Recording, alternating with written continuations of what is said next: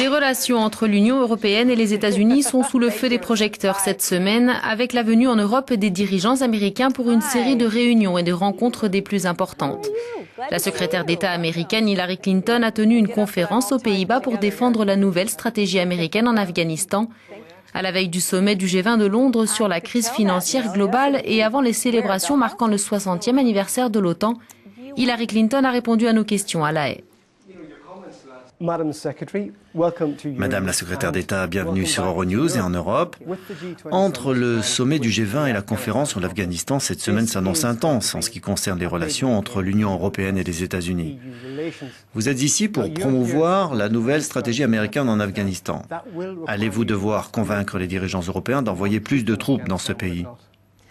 Nous allons demander aux dirigeants européens et à chaque nation européenne d'envisager quelle pourrait être leur contribution. Pour certains, il s'agirait d'envoyer des troupes supplémentaires, pour d'autres, ce seraient des instructeurs ou des forces de police. Certains préféreront apporter une contribution financière ou envoyer des spécialistes en agriculture. Il existe différentes manières de participer et de nous assister dans cette nouvelle stratégie.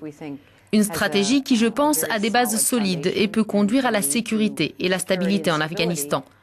Nous atteindrions ainsi notre objectif, à savoir le démantèlement et la défaite d'Al-Qaïda et de ses alliés terroristes. Mais il semble inévitable que vous ayez à demander aux Européens d'envoyer des troupes supplémentaires. Et pour le moment, cette éventualité n'a pas été franchement bien accueillie en Europe.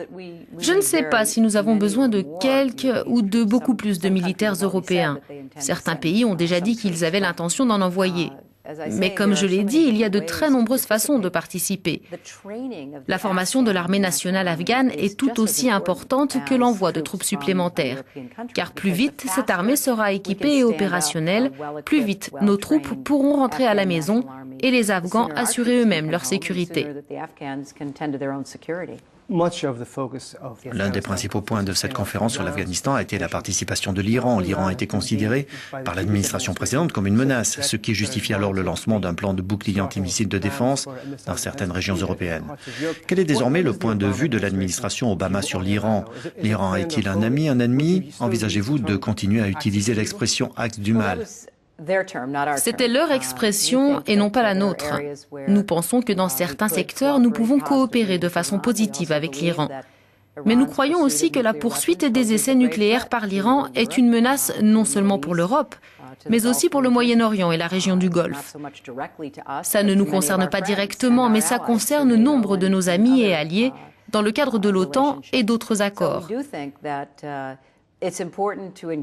Nous pensons donc qu'il est important de s'engager vis-à-vis de l'Iran, de chercher des domaines de coopération possibles, mais nous essayons aussi de les dissuader d'interférer avec les affaires intérieures d'autres pays et de soutenir le terrorisme. L'Iran soutient le Hezbollah et le Hamas dans certaines de leurs activités terroristes, mais au sujet de l'Iran, on peut avoir un point de vue nuancé.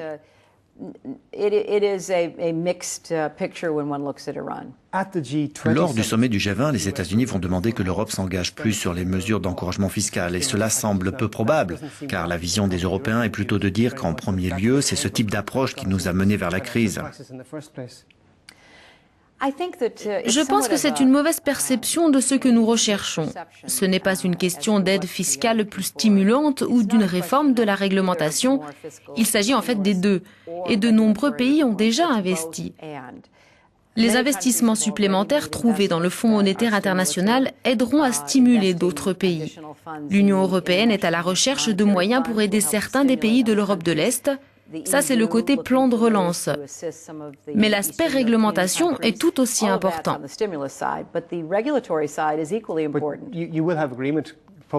Mais si vous obtenez un accord, dans une certaine mesure, et sur le plan réglementaire, vous n'allez pas persuader l'Union européenne de dépenser plus de 2% de son PIB pour financer ce paquet fiscal. Est-ce que ça ne va pas peser sur les relations américano-européennes ?